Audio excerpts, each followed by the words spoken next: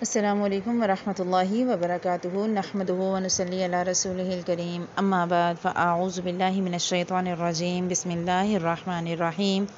رب اشرح لی صدری ویسر لی امری واحلل عقدۃ من لسانی یفقہوا قولی اللہم صلی وسلم علی نبی الامی وعلی آل محمد۔ آج سیرت النبی میں ہم پڑھیں گے انشاءاللہ تعالی مواخات مدینہ، جب مدینہ میں ایک اسلامی ریاست کا قیام عمل میں آ گیا، مسجد کی بنیاد رکھ دی گئی، مسجد میں بلانے کے لیے اذان کا حکم آ گیا، تو ضرورت اس بات کی تھی کہ مہاجرین چونکہ بے سر و سامانی کی حالت میں خالی ہاتھ اپنے اہل و عیال کو چھوڑ کر مدینہ آئے اور پردیسی کی اور مفلسی کی زندگی گزار رہے تھے، وہیں ان کے لیے اپنے اہل و عیال کی جدائی کا صدمہ بھی بہت زیادہ تھا۔ حالانکہ انصار نے مہاجرین کی مہمان نوازی اور دلجوئی میں کوئی کسر اٹھا نہیں رکھی، لیکن اس کے باوجود بھی مہاجرین جو تھے وہ دیر تک دوسروں کے سہارے زندگی گزارنا پسند نہیں کر رہے تھے۔ کمانے والے تھے، بیٹھنے والے نہیں تھے، اپنے بازو سے اپنے دست سے کما کر اپنے اخراجات چلانا چاہتے تھے۔ اس لیے اس بات کی ضرورت تھی کہ مہاجرین کی پریشانی کو بھی دور کیا جائے اور ان کے لیے مستقل ذریعہ معاش کا انتظام کیا جائے اور انصار پر بھی زیادہ بوجھ نہ ڈالا جائے۔ تو اللہ کے نبی صلی اللہ علیہ وسلم نے ایک تاریخی اور بہترین فیصلہ کیا جس کی مثال نہ اس سے پہلے کہیں ملی اور نہ اس کے بعد کبھی ملے گی۔ عربی میں اح جو ہوتا ہے وہ بھائی کو کہتے ہیں اور مواخات کا لفظ بھی اسی سے نکلا ہے، یعنی بھائی چارہ۔ مواخات مدینہ میں اللہ کے نبی صلی اللہ علیہ وسلم نے انصار اور مہاجرین کے درمیان بھائی چارے کا رشتہ قائم کیا، اور یہ اتنا گہرا تھا کہ وہ حقیقی بھائیوں سے زیادہ مضبوط اور مؤثر ثابت ہوا۔ اللہ کے نبی صلی اللہ علیہ وسلم نے یہ سوچا کہ انصار اور مہاجرین میں اگر بھائی چارہ قائم کیا جاتا ہے، انہیں بھائی بھائی بنا دیا جاتا ہے، تو ایک تو یہ ہوگا کہ مہاجرین کے دلوں سے اپنی تنہائی اور بے بسی کا احساس دور ہو جائے گا، اور دوسرا وہ انصار کے مددگار بن جائیں گے، ان کے ذریعہ معاش کا مسئلہ بھی حل ہو جائے گا اور انصار پر ان کا بوجھ نہیں بنے گا۔ اللہ کے نبی صلی اللہ علیہ وسلم نے حضرت انس بن مالک رضی اللہ تعالیٰ عنہ کے گھر میں انصار اور مہاجرین کو جمع فرمایا۔ اس وقت جو ٹوٹل وہاں پر لوگ تھے جن میں بھائی چارے کو قائم کیا گیا، ان کی جو تعداد ہے وہ 90 آتی ہے، کہ یہ تقریباً 90 لوگ تھے، آدھے انصار میں سے اور آدھے مہاجرین میں سے۔ اللہ کے نبی صلی اللہ علیہ وسلم نے انصار کو مخاطب کیا اور فرمایا کہ یہ مہاجرین تمہارے بھائی ہیں۔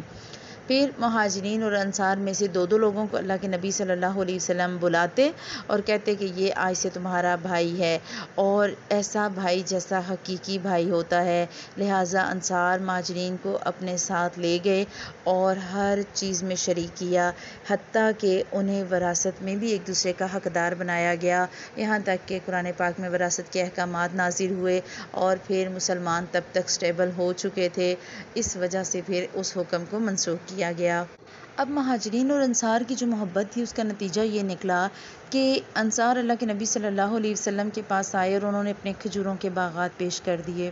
اور کہا کہ یہ ان کے اور مہاجرین کے درمیان تقسیم کر دیں، تو اللہ کے نبی صلی اللہ علیہ وسلم نے اس تقسیم سے انکار کر دیا اور کہا کہ آپ لوگ کام کریں، ان کے مل کے سارے کام کریں، پھر جو اس میں سے منافع آئے گا وہ منافع آپ لوگ آدھا آدھا، یا جو فصل آئے گی وہ آپ آدھی آدھی تقسیم کر لیں۔ اس سے یہ ہوا کہ دونوں پہ مطلب زمین جو تھی وہ انصار کی رہی اور منافع جو ہے وہ مہاجرین اور انصار دونوں میں قائم ہو گیا۔ اگر ہم تاریخ کو پڑھیں گے تو ہمیں اتنی زیادہ انصار کے حوالے سے احادیث ملتی ہیں کہ اللہ کے نبی صلی اللہ علیہ وسلم نے انصار کی حد سے زیادہ تعریف فرمائی۔ آپ صلی اللہ علیہ وسلم نے بتایا، حدیث کا مفہوم آتا ہے کہ ان سے پوچھا گیا کہ انصار کا نام انصار کس نے رکھا؟ اللہ کے نبی صلی اللہ علیہ وسلم نے فرمایا کہ ان کا یہ نام اللہ سبحانہ وتعالیٰ نے خود رکھا ہے۔ اسی طرح اللہ کے نبی صلی اللہ علیہ وسلم نے اپنی زندگی کے آخری دور میں ایک دفعہ خطبہ دیا کھڑے ہوئے خطبے کے لیے اور فرمایا کہ انصار جو ہیں، میں وصیت کرتا ہوں کہ انصار میرے جسم و جان ہیں، انہوں نے اپنی ذمہ داریاں بخوبی پوری کی ہیں، لہٰذا جو ان کی نیکیاں ہیں ان کا بدلہ ابھی انہیں ملنا باقی ہے۔ تم لوگ ان کے نیک لوگوں کی نیکیوں کی قدر کرنا اور جو ان کے خطا کار لوگ ہیں تم ان سے درگزر کرنا۔ ایک دفعہ اللہ کے نبی صلی اللہ علیہ وسلم کے پاس سے انصار کی عورتیں اور بچے گزرے جو غالباً کسی شادی سے ہو کر آ رہے تھے۔ اللہ کے نبی صلی اللہ علیہ وسلم نے انہیں دیکھا اور کھڑے ہو گئے، پھر فرمایا اللہ گواہ ہے کہ تم لوگ مجھے سب سے زیادہ عزیز ہو۔ یہ بات آپ صلی اللہ علیہ وسلم نے 3 دفعہ فرمائی، یعنی محبت اور اتنی گہری محبت کہ انصار نے اللہ کے نبی صلی اللہ علیہ وسلم کو بھی جگہ دی، ان کے ساتھیوں کو بھی جگہ دی، اور ریاست مدینہ انصار کی محبت کی وجہ سے قائم ہوئی۔ اسی لیے اللہ کے نبی صلی اللہ علیہ وسلم نے ان سے محبت کی ترغیب بھی دلائی۔ آپ کے حدیث کا مفہوم آتا ہے کہ انصار سے صرف مومن ہی محبت رکھے گا اور ان سے صرف کافر ہی بغض رکھے گا۔ بس جو شخص انصار سے محبت کرے گا اس سے اللہ محبت کرے گا، اور جو ان سے بغض رکھے گا تو پھر اللہ بھی ان سے بغض رکھے گا۔ اور اللہ کے نبی صلی اللہ علیہ وسلم نے فرمایا کہ انصار جس وادی یا گھاٹی میں جائیں تو میں بھی اس وادی میں جاؤں گا، اور اگر میں ہجرت نہ کرتا تو میں انصار کا ایک فرد ہونا پسند کرتا۔ یہ تھی انصار کی محبت جس کی وجہ سے اللہ کے نبی صلی اللہ علیہ وسلم نے ان کی قربانیوں کی وجہ سے ان سے محبت کی۔ حضرت سعد کا واقعہ آتا ہے کہ حضرت سعد بن ربیع جو تھے وہ بہت بڑے مالدار انصار میں سے تھے۔ ان کا جو مہاجر بھائی اللہ کے نبی صلی اللہ علیہ وسلم نے بنایا جنہیں، وہ عبد الرحمن بن عوف تھے، تو حضرت سعد انہیں اپنے گھر لے کر گئے اور انہیں کہا کہ یہ میرا مال ہے، آدھا آدھا تقسیم کر لو، حتیٰ کہ میری 2 بیویاں ہیں، تم دونوں کو دیکھ لو، جو تمہیں زیادہ پسند ہو تم مجھے بتا دو، میں اسے طلاق دے دیتا ہوں، اور جب عدت گزر جائے گی تو تم اس سے شادی کر لینا۔ دیکھیں انصار کا رویہ کہ وہ کہہ رہے ہیں جو کچھ ہے سب لے لو، آدھا میرا آدھا تمہارا۔ آپ اور میں تو کسی شاید اپنے سگے بہن بھائی سے بھی اتنی محبت نہیں کر سکتے جتنی انصار نے مہاجرین سے کی، اور یہ وہی مواخات ہے جس کی وجہ سے، جس محبت کی وجہ سے ایمان میں بھی پختگی آئی اور معیشت میں بھی پختگی آئی۔ ہم تو کسی کو اپنے سگے بہن بھائیوں کو چیز دینا اور شیئر کرنا بھی پسند نہیں کرتے۔ بعض اوقات ہمیں اگر پتہ ہو کہ ہماری بہن نے ہمارا ایک جوڑا 4 دن کے لیے پہننا ہے، ہم سے وہ بھی برداشت نہیں ہوتا۔ یہاں انصار اور مہاجرین صرف منہ بولے بھائی بنے اور سب کچھ دے رہے ہیں، حتیٰ کہ اپنی بیوی بھی کہ جو پسند ہے۔ آگے سے عبد الرحمن بن عوف نے کیا کہا؟ انہوں نے کہا کہ اللہ آپ کے اور آپ کے اہل میں اور آپ کے مال میں برکت دے، آپ کا بازار کہاں ہے؟ انہوں نے بازار کا پوچھا، بنو قینقاع کا بازار انہیں بتایا گیا تو وہ چلے گئے، وہاں جا کر کام کیا، اور جب وہ شام میں واپس پلٹے تو ان کے پاس پنیر بھی تھا اور گھی بھی تھا۔ اب دیکھیں کہ ایک دینے والا آپ کو سب کچھ دے رہا ہے، اور لینے والے کا حیا دیکھیں کہ انہوں نے ضرورت کے مطابق لینا پسند کیا۔ انہوں نے یہ نہیں کہا اچھا ٹھیک ہے مال دے رہے ہو سارا دے دو، اچھا ٹھیک ہے بیوی چھوڑنا چاہ رہے ہو ایک چھوڑ دو میں لے لیتا ہوں، نہیں، انہوں نے کیا کہا کہ جو ہے آپ مجھے بازار بتائیں۔ ہم محنت والے تھے نا، محنت میں عظمت ہے، بہت دفعہ آپ نے اور میں نے سنا، لیکن سیرت سے مثالیں مل رہی ہیں کہ کیسے انہوں نے کن حالات میں محنت کی۔ ہم جیسا کوئی ہوتا تو شاید تھک کے بیٹھ ہی جاتا، ہمارے ہاں تو ذرا سا کوئی دکھ پہنچ جائے، ذرا سا غم آ جائے ہم تو گر ہی جاتے ہیں، کون اٹھے اور کون کرے، ہائے ہائے نہیں ختم ہوتی۔ اور اگر خوشی آ جاتی ہے تو چلو جی نمازیں بھی رہ گئیں اور روزے بھی رہ گئے، کسی کی شفٹنگ ہو گئی ہے، وہ گھر کی شفٹنگ کی وجہ سے مہینہ پورا پیکنگ میں ہی گزر جاتا ہے اور ان پیکنگ میں ہی گزر جاتا ہے، اور ہم اس کو نمازیں بھی چھوڑ دیتے ہیں اور سارا کچھ۔ بلکہ ان ساری چیزوں کو چھوڑیں، اگر شادی ہو جائے، کسی کی شادی ہو تو ہم 4 ماہ 6 ماہ پہلے سے ہی اپنے گھر میں ببال مچائے رکھتے ہیں۔ ہم نے ویکنڈ پہ کسی کی دعوت کرنی ہے، دعوت ہفتے کے آخری دن ہوگی، 6 دن تباہی مچی رہے گی گھر میں۔ تو اللہ کے نبی صلی اللہ علیہ وسلم اور ان کے صحابہ سے آپ نے اور میں نے بہت کچھ سیکھنا۔ ہمیں دیکھنا ہے کہ انہوں نے ایک دوسرے پہ کیسے ہر چیز قربان کی، ایک دینے میں چڑھ کے دے رہا ہے اور دوسرا لینے میں، دوسرے کہہ رہے ہیں کہ نہیں ہمیں غیرت آتی ہے ہم لیں۔ انہوں نے کیا کیا؟ انہوں نے محنت کرنا پسند کیا، اور پھر کچھ دن گزرے تھے کہ اللہ کے نبی صلی اللہ علیہ وسلم کے پاس سے وہ گزرے، آپ صلی اللہ علیہ وسلم نے ان کے کندھے پر زرد نشان دیکھا، پوچھا تو انہوں نے بتایا کہ میں نے شادی کر لی ہے، اور انہوں نے پھر بتایا کہ میں نے انہیں مٹھی بھر حق مہر سونا دیا ہے۔ تو آپ دیکھیں کہ محنت کی، کمایا تو حق مہر دیا اور شادی کی۔ تو اللہ سبحانہ و تعالیٰ آپ کو اور مجھے بھی اسی طرح محنت کرنے والا بنائیں، اور محنت کرتے ہوئے اپنے جو ضمیر ہے اسے جگائے رکھنے والا بھی بنائیں۔ جب یہ سب کچھ ہو رہا تھا تو اللہ کے نبی صلی اللہ علیہ وسلم نے حضرت علی آپ صلی اللہ علیہ وسلم کے چچا زاد بھائی تھے، ہوا یہ کہ جب سب لوگوں نے دیکھا کہ انصار اور مہاجرین تو بھائی بھائی بن گئے، اب اللہ کے نبی صلی اللہ علیہ وسلم کے ساتھ تو ایسا کوئی معاملہ نہیں ہوا، تو جو سلیم ہیں، یہ ابو طلحہ کی بیوی طلحہ، انہوں نے کیا کیا کہ وہ دونوں میاں بیوی اللہ کے نبی صلی اللہ علیہ وسلم کی خدمت میں حاضر ہوئے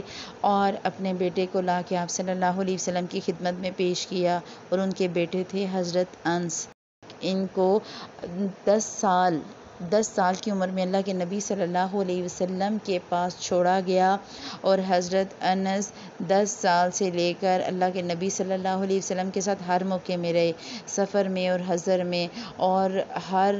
خوشی اور غم میں آپ صلی اللہ علیہ وسلم کے ساتھ رہے، اور یہ وہ واحد صحابی ہیں جن پر دور صحابیت ختم ہوا۔ اللہ کے نبی صلی اللہ علیہ وسلم کی دعاؤں نے انہیں کتنی کامیابیاں دیں۔ آج ہم دعائیں لیتے ہی نہیں ہیں، آج بلکہ ہم خود دعائیں لیتے کیا، ہم لوگوں کو صرف کہتے ہیں آپ دعا کریں، ہم ایسا کام نہیں کرتے کہ لوگ دعا دیں۔ اور حضرت انس کے لیے تو اللہ کے نبی صلی اللہ علیہ وسلم نے دعا کی، آپ صلی اللہ علیہ وسلم دعا کیا کرتے تھے، اللہم انی اعوذ بک من الہم والحزن والعجز والکسل والبخل والجبن وغلبۃ الرجال۔ تو اللہ کے نبی صلی اللہ علیہ وسلم اگر دعا دیں گے کہ اے اللہ تو سستی کو بھی کم کر، تو آج تو آپ کو اور مجھے اس دعا کی بہت زیادہ ضرورت ہے۔ ہمیں اس دعا کی اس لیے زیادہ ضرورت ہے کہ ہم میں سستی اور کاہلی حد سے زیادہ ہے۔ ہم تو بیٹھتے ہیں تو اٹھنے کو دل نہیں کرتا، اور اٹھ جاتے ہیں تو خیر سے پھر کوئی کام کرنے کو دل نہیں کرتا، تو ادھر سے اٹھے اور ادھر بیٹھے، ادھر سے اٹھے اور ادھر بیٹھے، اور یہی ساری زندگی اور سارے دن کی روٹین ہوتی ہے۔ تو اللہ سبحانہ و تعالی ہماری زندگیوں میں پھرتی لائیں اور ہمیں سستیوں سے بچائیں۔ دعا کو لازمی یاد کریے گا۔ اور اللہ کے نبی صلی اللہ علیہ وسلم نے ایک طرف انصار اور مہاجرین کو آپس میں بھائی بھائی بنایا، دوسرا اللہ کے نبی صلی اللہ علیہ وسلم نے جو بہت اہم قدم مدینہ کی ریاست میں اٹھایا وہ یہ کہ اس وقت کے جو گروہ تھے، اس وقت مدینہ میں جو جماعتیں تھیں، وہ ایک تو وہ مسلمان جو اللہ کے نبی صلی اللہ علیہ وسلم کے آنے سے پہلے مسلمان ہو گئے، یعنی کہ انصار، ایک جماعت وہ تھی جو مہاجر ہو کے آئی، انہیں اللہ کے نبی صلی اللہ علیہ وسلم نے بھائی بھائی بنا دیا۔ پیچھے 2 گروہ اور بچ گئے، ایک مشرکین کا اور ایک یہود کا۔ مشرکین جو تھے وہ اسلام پہ نہیں تھے، اور یہود جو تھے وہ اپنے آپ کو تورات اور ان کا بہت بڑا عالم کہتے تھے، وہ پڑھے لکھے تھے، انہیں ہر چیز کا پتہ تھا۔ تو ضروری یہ تھا کہ ان کے ساتھ بھی تعلقات ایسے قائم کیے جائیں کہ مدینہ میں مسلمان مضبوط ہو جائیں۔ تو اللہ کے نبی صلی اللہ علیہ وسلم نے انہیں بہت اچھے طریقے سے منظم کیا، اور آپ صلی اللہ علیہ وسلم نے ان کے ساتھ بھی ایک کانٹریکٹ کیا، ایک معاہدہ کیا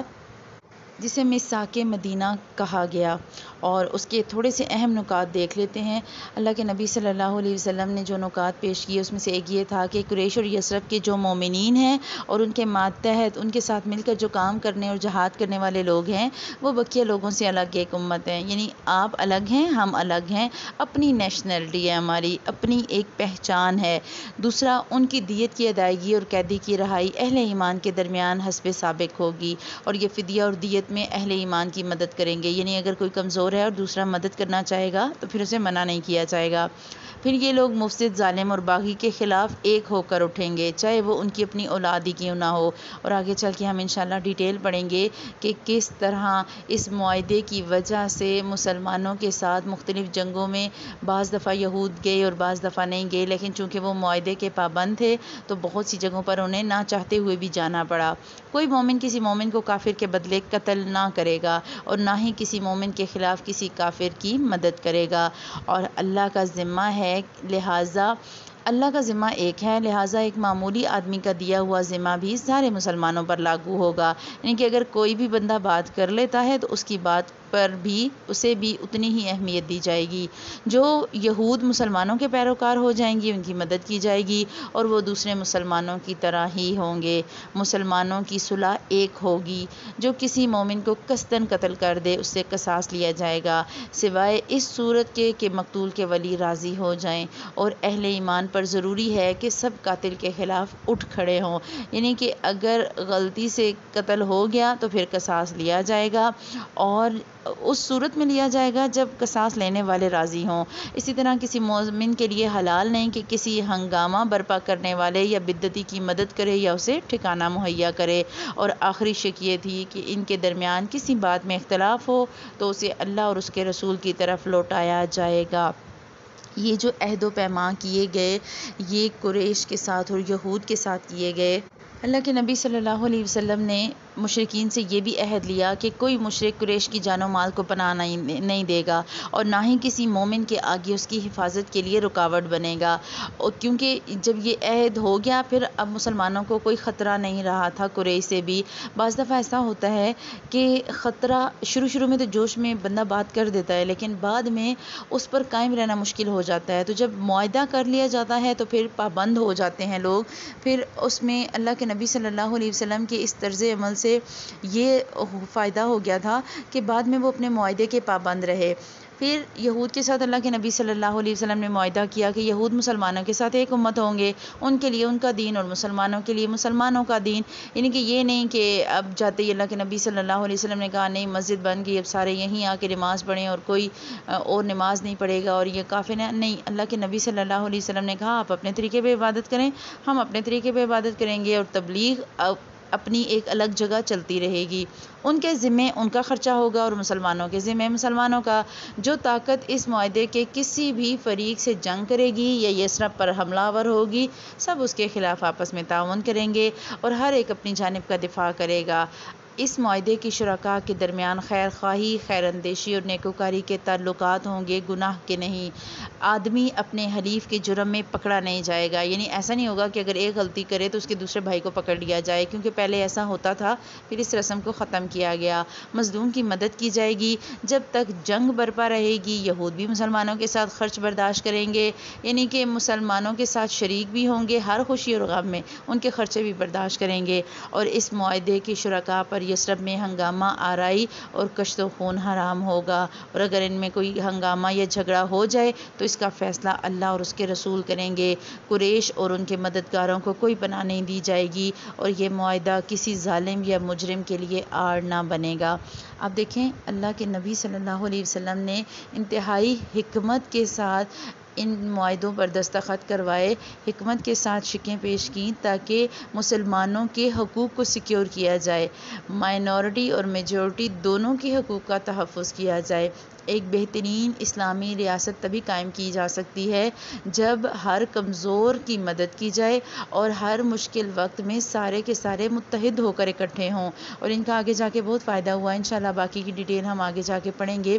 ابھی فی الحال کچھ چیزیں شاید سمجھ نہیں بھی آئی ہوں گی لیکن پریشان ہونے کی ضرورت نہیں ہے، جیسے جیسے ہسٹری کے ساتھ چلے گی آگے انشاءاللہ تعالیٰ جنگیں چلیں گی آپ کو یہ سارے معاملات سمجھ آ جائیں گے کہ اللہ کے نبی صلی اللہ علیہ وسلم نے یہ معاملات کیوں پیش کیے تھے اور ان کا آگے جا کے کیا فائدہ ہوا۔ اللہ سبحانہ و تعالیٰ سے دعا ہے کہ اللہ تعالیٰ ہمیں بہترین طریقے سے اس کلام کو سمجھنے والا، اللہ کے نبی صلی اللہ علیہ وسلم کی سیرت کو سمجھنے والا بنائے اور ان کی سیرت جیسا عمل کرنے والا بنائے۔ سبحانک اللہم و بحمدک نشہد ان لا الہ الا انت نستغفرک و نتوب الیک۔ السلام علیکم ورحمۃ اللہ وبرکاتہ۔